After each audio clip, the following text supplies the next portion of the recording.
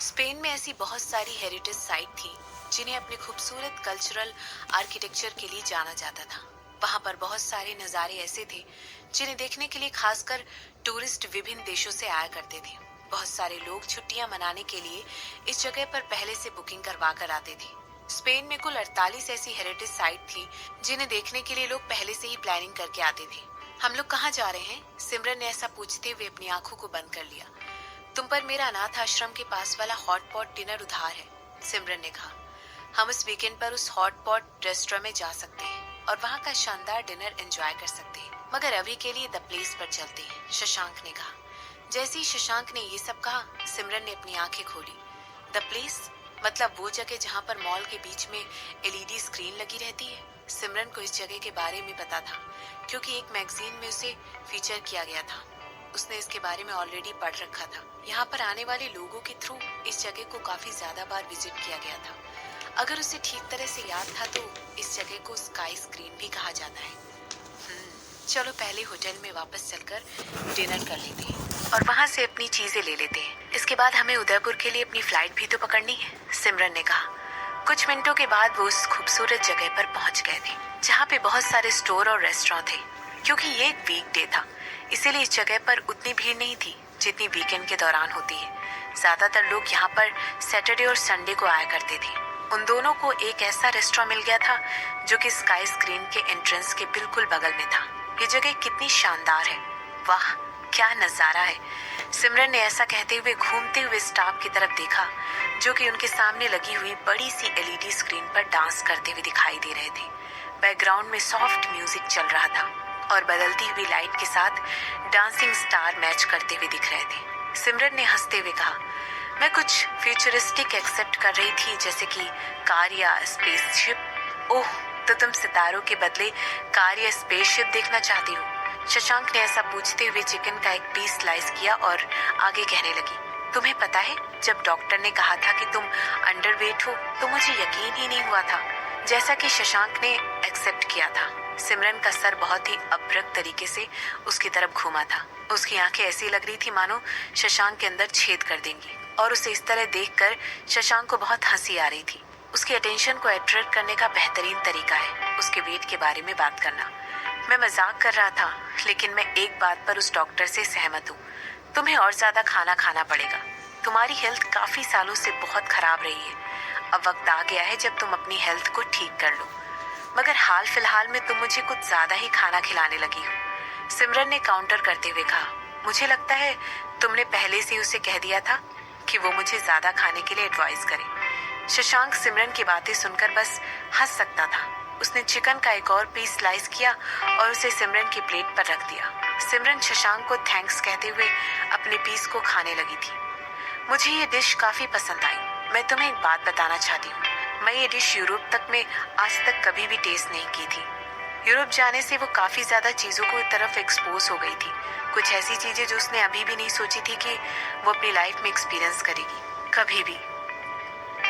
तो फिर मुझे लगता है कि मुझे तुम्हें इस डिश को बनाना सिखा देना चाहिए, शशांक ने कहा।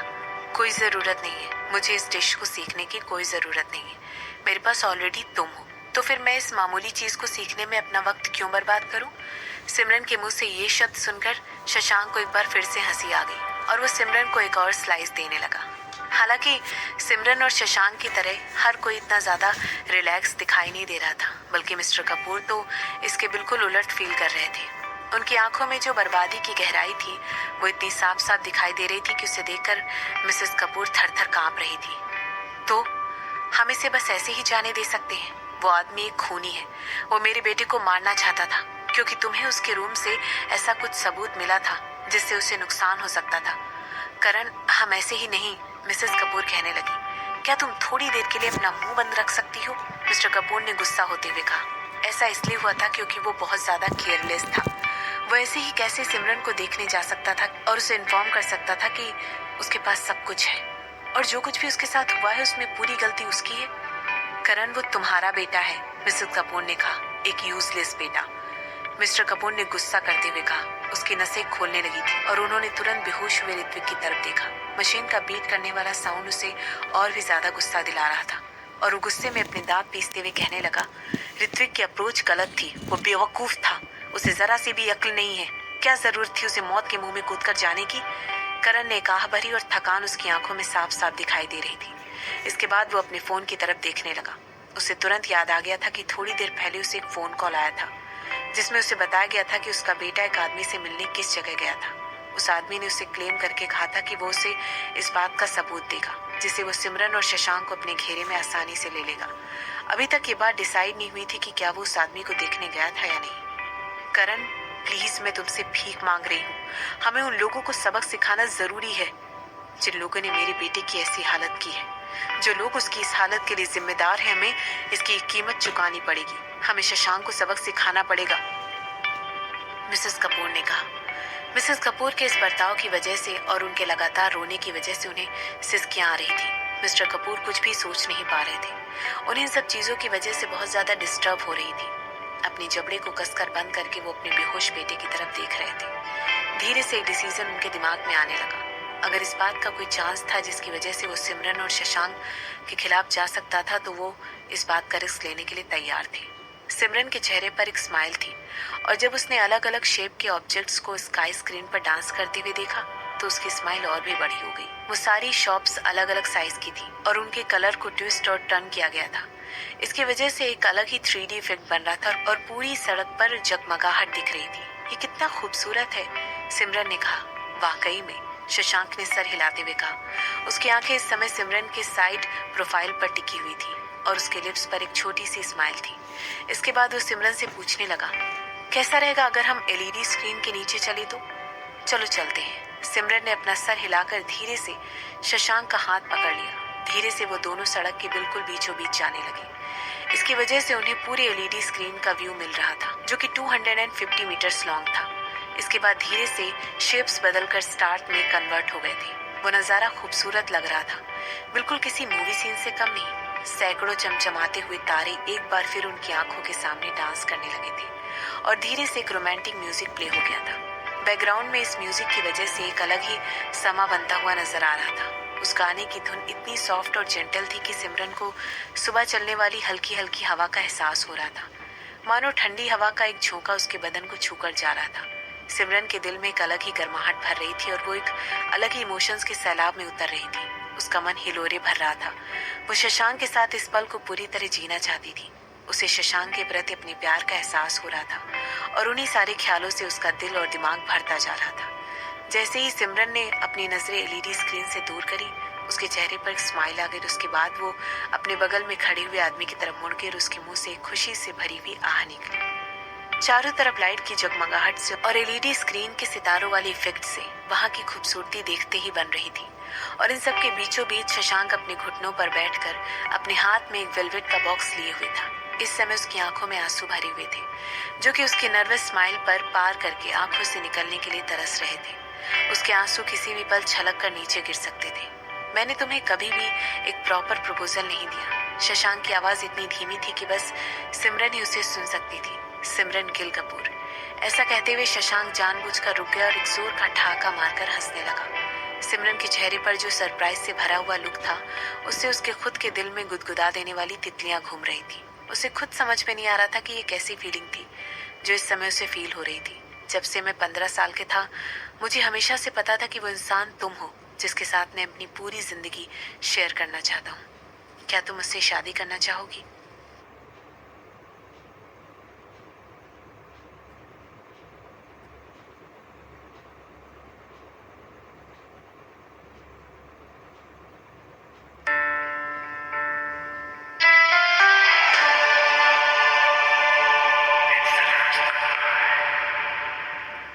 सिमरन शशांक की तरफ घूर कर देखने लग गई। उसके चेहरे पर सरप्राइज और खुशी का एक अलग ही मिक्सचर दिखाई दे रहा था। खुशी की वजह से उसका चेहरा इतना ज्यादा चमचमा रहा था जैसे सुबह की सुनहरी पहली पहली धूप ओस की बूंदों को चीरते हुए उसके चेहरे पर पड़ रही हो। ये मौका बिल्कुल किसी अद्भुत नजारे को देखने से कम नहीं था। मैं तुमसे सिर्फ एक हाँ सुनने के लिए इस समय अपनी जिंदगी का कुछ भी गिव अप कर सकता हूँ। शशांक की आवाज सुनकर सिमरन अपने ख्यालों की दुनिया से बाहर आ गई थी। उस वेलवेट बॉक्स में एक डायमंड की रिंग देखने के बाद वो खिलखिलाकर हंस उठी और बिल्कुल किसी शर्मीली सी छोटी सी बच्ची की तरह उसने हाँ कह दिया। मैं भी किसी और के साथ बूढ़े होने के बारे में सोच तक नहीं सकती हूँ, बल्कि मैं इस बारे में सोचना ही नहीं चाहती हूँ। मैं अपना पूरा समय सिर्फ और सिर्फ तुम्हारे साथ बिताना चाहती हूँ। सिमरन ने हंसकर अपनी सडन कन्फेशन को छुपाने की कोशिश की। इसके रिस्पॉन्स में शशांक ने तुरंत उस अंगूठी को बॉक्स के बाहर निकाला और उसके रिंग फिगर पर पहना दिया, बिल्कुल उनके वेडिंग बैंड के बगल में। इसके बाद उठकर खड़ा हुआ और उसने सिमरन को कसकर गले लगा लिया। ये गले लगाना कोई हंसी मजाक वाला या वो एहसास नहीं था जो वो दोनों एक दूसरे के साथ अक्सर किया करते थे। सिमरन को बिल्कुल ऐसा फील हो रहा था मानो वो किसी कोकून में बंद हो गई थी। ये उसके लिए किसी सुकून की दुनिया से कम नहीं था। उसे महसूस हो रहा था कि मानो उसे किसी ने प्रोटेक्ट करके वो सिक्योरिटी दे दी है जो उसे हमेशा से चाहिए थी। मैंने कभी भी नहीं सोचा था कि तुम्हें इस तरह प्रपोज करते हुए देखकर मैं टोन ऑन हो जाऊंगी। ऐसा कहते हुए सिमरन के गालों पर लाली आ गई और उसने कार के विंडो पर अपने एयरपोर्ट को रेस्ट कर दिया। इसके बाद अपने हाथों में अपने चिन को लेकर वो शशांक की तरफ देखने लग गई।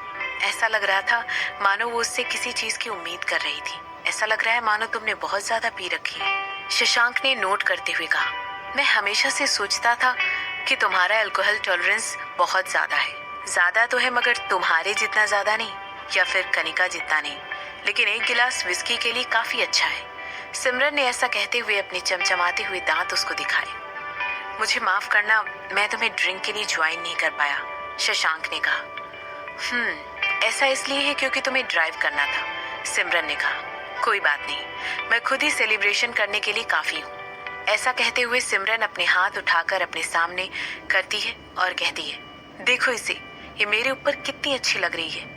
वाकई में ये तो बहुत सूट कर रही है। शशांक ने ऐसा कहते हुए सिमरन के हाथों को देखा और फिर अपना पूरा ध्यान रोड पर देने लगा और कहने लगा, तुम्हें इतनी ज्यादा कोई नहीं पीनी चाहिए थी। अब देखना कल तुम्हारा सर दर्द कितना बढ़ जाएगा। उसकी आवाज में सिमरन के लिए कंसर्न साफ दिखाई दे रहा था। अभी अभी मेरी एंगेजमेंट हुई है, मुझे लगता है मुझे सेलिब्रेट करना चाहिए, सिमरन ने कहा। तुम्हें पता है हम ऑलरेडी शादीशुदा हैं, शशांक ने बताया। बू, मगर तुमने मुझे कभी आज तक से पहले कोई प्रपोजल नहीं दिया था। तुमने बस एक बंदूक हाथ में डाल रखी थी और मुझसे फोर्स करके शादी के डॉक्यूमेंट पर साइन करवा लिया था, सिमरन ने कहा। मैंने ऐसा कुछ भी नहीं किया था। जैसे ही तुमने दहेज का सामान देखा तुम तुरंत मुझसे शादी के लिए राजी हो गई। ऐसा कहते हुए शशांक ठहाका मारकर हंसने लगा और उसे वो दिन याद आ गया जब सिमरन ने उससे शादी करने के लिए हाँ कहा था। तो तुम्हारे कहने का मतलब है मैं तुमसे ज्यादा पैसे से प्यार करती हूँ, सिमरन ने पूछा। शशांक अपनी आंखें घुमाकर उसकी बातों पर हंसना चाहता था और उसे इस समय दुख हो रहा था कि कार में कोई हिडन कैमरा क्यों नहीं है जिससे वो सिमरन की ड्रंक होने पर इतनी क्यूट वीडियो ले सके। इसके बाद वो कहने लगा, मेरा मतलब है तुम दोनों से प्यार करती हो। ऐसा सुनते ही सिमरन ने हाँ में सिर हिलाया। तुम धीरे धीरे स्मार्ट बनते जा रहे हो मिस्टर वर्मा, सिमरन ने ऐसा कहते हुए अचानक ही अपनी सीट बेल्ट खोल ली और शशांक की तरफ झुककर उसे किस करने की कोशिश करने लगी। तुम ये क्या कर रही हो? तुरंत अपनी सीट बेल्ट बांधो। हम लोग अभी भी, ऐसा कहते हुए शशांक ने तुरंत सिमरन की तरफ देखा जो कि अभी भी एक शरारती स्माइल के साथ मुस्कुरा रही थी। मैंने ऐसा पहले कभी भी नहीं किया है, ऐसा कहते हुए सिमरन ने अपने लोअर लिप को बाइट किया और अपनी सीट पीछे कर ली। इसके बाद उसने अपने हाथों से शशांक की बेल्ट को अनबकल किया, उसका जिपर खोला और इसकी वजह से उसके अंदर पहने हुए डार्क ब्लू कलर की सिल्क बॉक्सर दिखाई देने लगी। सिमरन, तुमने बहुत शराब पी रखी है, रुक जाओ, शशांक ने कहा। अपनी आंखें रोड पर रखो मिस्टर वर्मा, सिमरन ने शशांक के हाथ पर अपना हाथ मारा। उसने ऐसा इसलिए किया क्योंकि वो ऐसे करने से रोक रहा था जो वो करना चाहती थी। शशांक के प्रोटेस्ट को सिमरन ने इग्नोर किया और नीचे झुककर बॉक्सर्स की बैंड को टक करते हुए अपने काम के साथ आगे बढ़ गई। सिमरन, जिस स्पीड से हम आगे बढ़ रहे हैं हमारा एक्सीडेंट भी हो सकता है, शशांक ने ऐसा कहते हुए प्रोटेस्ट किया, मगर फिर वो अपनी सीट में पीछे की तरफ टेक लगाकर बैठ गया। मैं तुम्हारी बात से सहमत हूँ, ऐसा कहते हुए सिमरन ने अपना सर हिलाया और खिलखिलाकर हंसने लगी। क्या उसने वाकई में ज्यादा शराब पी ली थी? हाँ, उसने बहुत पी रखी थी। हो सकता है उसे कल तक ये सब कुछ याद भी नहीं रहने वाला था, मगर फिर भी वो अपने आप को कंट्रोल नहीं कर सकती थी। न जाने क्यों उसे इस समय शशांक पर इतना प्यार आ रहा था, कुछ ज्यादा ही प्यार। ठीक है, हो सकता है ऐसा शराब की वजह से था और ऐसा सोचते हुए एक बार फिर खिलखिलाकर हंसने लगी। तुम्हें ये सब बंद कर देना चाहिए, शशांक ने कहा। ड्राइव करो मिस्टर वर्मा, वरना हमारा एक्सीडेंट हो जाएगा। ऐसा कहते हुए सिमरन ने शशांक की टोन को कॉपी करने की कोशिश की। उसके बाद वो अपने काम पर लग गई। उसे समझ में नहीं आ रहा था कि वो क्या कर रही थी, लेकिन शशांक सरप्राइज होकर आहें भर रहा था। सिमरन ने धीरे धीरे शशांक के बॉक्सर भी नीचे कर दिए थे और अब वो उसे धीरे धीरे सहला रही थी और उसका मैनहुड स्टिफ होता जा रहा था। जैसे ही उसने मुझे सिमरन की तरफ देखा, उसकी आंखें हल्की सी बड़ी हो गई। सिमरन ने उसे मेरे से उसकी आंखें रोड पर रखने के लिए कहा, मगर उसका मुंह ऑलरेडी स्नेह भरा हुआ था कि वो पता टाइट होती जा रही थी और वो इस बात को अच्छी तरह फील कर सकती थी। हो सकता है इस समय तो अच्छे अच्छे लोगों का ध्यान भटक जाता है, और फिर शशांक तो सिमरन को बहुत प्यार करता था। ऐसे मौकों पर अच्छे अच्छे लोग कमजोर पड़ जाते हैं, लेकिन उसने कभी भी एक्सेप्ट नहीं किया था कि सिमरन इस हद तक आगे बढ़ जाएगी। ये उसके लिए बहुत बड़ा शौक का मोमेंट था। अपना काम खत्म करने के बाद सिमरन ने डिसाइड किया कि वो अपनी सीट पर वापस चली जाएगी। वो ऑलरेडी बहुत ही साफ सुथरी थी और शशांक अभी भी गहरी सांसें ले रहा था। वो अपनी आंखें बंद करके उस सुखद एहसास को अंदर भर लेना चाहता था। सिमरन ने अपनी आंखें बंद कर ली और अपने मुंह के टेस्ट को एडजस्ट करने लगी। इसके बाद उसने अपनी आंखें खोली और अपनी नजरें उस आदमी पर डाली जो कि उसके बगल में बैठकर गहरी गहरी सांसें ले रहा था। सिमरन को ऐसा लग रहा था मानो शशांक अभी कोई बहुत बड़ा सा पहाड़ चढ़कर आया हो, जैसे किसी लंबी सी दौड़ को कंप्लीट करके आया हो। शशांक के मन में क्या चल रहा था, सिमरन को ये शायद उस समय समझ में नहीं आ रहा था। उसके चमचमाते हुए लाल चेहरे को देखकर मुस्कुरा रही थी, जबकि शशांक पसीने से लथपथ हो चुका था। पसीने की बूंदें उसके माथे से होकर उसकी गर्दन तक जा रही थी। इसके बाद शशांक ने धीरे से लेकिन अचानक अपनी आंखें खोली और सिमरन को एक सीरियस लुक के साथ देखने लगा और कहने लगा, मुझे हमेशा से पता था कि तुम मेरी मौत का कारण बनोगी और आज तुमने मुझे सही साबित कर दिया। ऐसा कहते हुए उसने सिमरन की तरफ देखा, जो कि उसकी बातों पर ठहाका मारकर हंस रही थी।